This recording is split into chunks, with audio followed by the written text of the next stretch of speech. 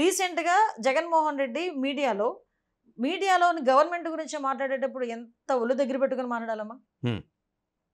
అందులోని తను మొన్నటి వరకు ఒక సీఎం, ఇప్పుడు ఒక ఎక్స్ సీఎం, ఇప్పుడు ఒక ఎక్స్ సీఎం హోదాలో జగన్మోహన్ రెడ్డి మాట్లాడేటప్పుడు ఎంతో కొంత క్రెడిబిలిటీ ఉండాలని మనం కోరుకుంటాం, అంతే కదా.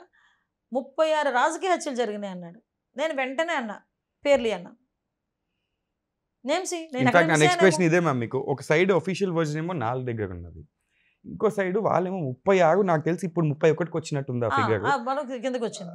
ఢిల్లీకి వెళ్ళి ప్రొటెస్ట్ చేసి, అంటే ఒక సిటిజన్ గా, ఒక ఓటర్ గా ఎవరు నమ్మాలి ఏంటి?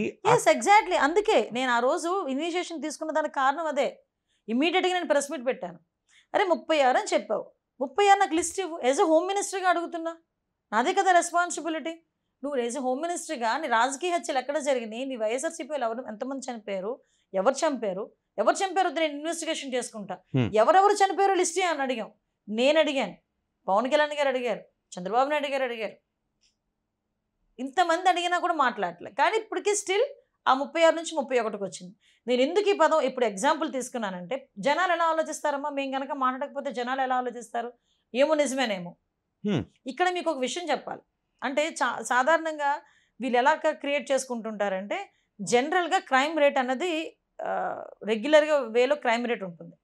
యాక్చువల్గా ఒక 1 ఇయర్లో ఇంతమంది చనిపోయారు, ఇంతమంది మర్డర్ అయ్యారు, ఇంతమంది సెక్షువల్ అబ్యూజింగ్ అయింది, ఇంతమంది మీద హెరాస్మెంట్ అయింది, ఇంతమంది కిడ్నాప్స్ అయినాయి. ఇది ఒక క్రైమ్ రిపోర్ట్ మనకు వస్తుంది, national crime report.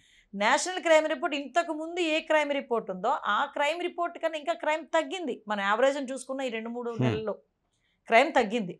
At the same time ఎవరైతే అక్యూజ్డ్ ఉన్నారో ఇమీడియట్గా పట్టుకోగలిగాం. ఈ రోజుకి కూడా చిన్నపిల్లల మీద అఘాయిత్యాలు జరుగుతున్న వాళ్ళందరూ కూడా పట్టుకున్నాం. వాళ్ళందరూ పోక్సో యాక్ట్ కట్టి ఆల్రెడీ రిమాండ్స్లో ఉన్నారు. ఇవన్నీ జరుగుతున్నా కూడా ఇవన్నీ మానేసి రెగ్యులర్ ప్యాషన్లో ఉన్న ఇంతమందిని చంపేశారు, ఇంతమంది జరిగిపోయింది, ఇంతలా జరిగిపోయింది అని చెప్పి వాళ్ళు ఒక ప్రోపగాండాని క్రియేట్ చేసి ఇక్కడ లా అండ్ ఆర్డర్ విషయంలో వీళ్ళు చేయలేకపోతున్నారని చెప్పి మనకి వెనకాతల నుంచి పెట్టుబడి తీసుకొచ్చే వాళ్ళు ఇక్కడ రావటానికి, వాళ్ళు అబ్జెక్ట్ చేయడానికి పెట్టుకున్నది.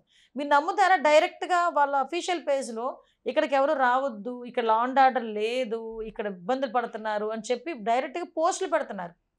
అంటే వచ్చిన భయభ్రాంతులు చేస్తారు. వచ్చిన 2 monthsకి ఎంత విషయం కక్కాల్సిన అవసరం లేదు కదా. మేము వచ్చి ఇంకా 2 months అయింది, 3rd month ఇది రన్నింగ్. అంటే వాళ్ళ మెంటాలిటీ చెప్తున్నాను నేను. జస్ట్ లైక్ అంటే సోషల్ మీడియా ఇంపాక్ట్ ఎంత ఉంటుందని చెప్పడానికి మీకు ఎగ్జాంపుల్ చెప్పాను.